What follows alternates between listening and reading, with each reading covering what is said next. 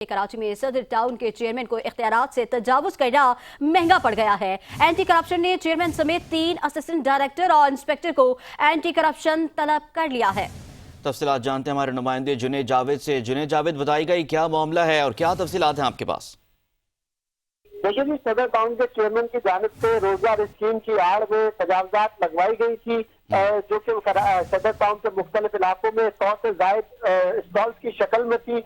इन तमाम मामला पर माजी में असिस्टेंट कमिश्नर कराची भी नोटिस दे चुके हैं। अलबत्ता अब हतमी तौर पर एंटी करप्शन ने नोटिस लिया है और चेयरमैन सदर टाउन को जो है वो कल तलब कर लिया है। चेयरमैन सदर टाउन के साथ जो असिस्टेंट डायरेक्टर हैं मजहर खलीक, उनको भी तलब किया है और उनके साथ साथ जो फैसल मामा नामी असिस्टेंट डायरेक्टर है उनको भी तलब किया है।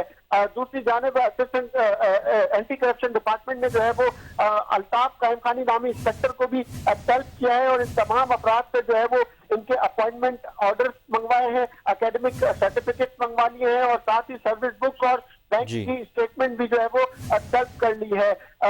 एंटी करप्शन की जानिब से कल इन तमाम अफराद को इन पर्सन हाजिर होने के लिए जो है वो खत भेज दिए गए हैं, जो कि सदर टाउन की इंतजामिया को भी मौसूल हो चुके हैं।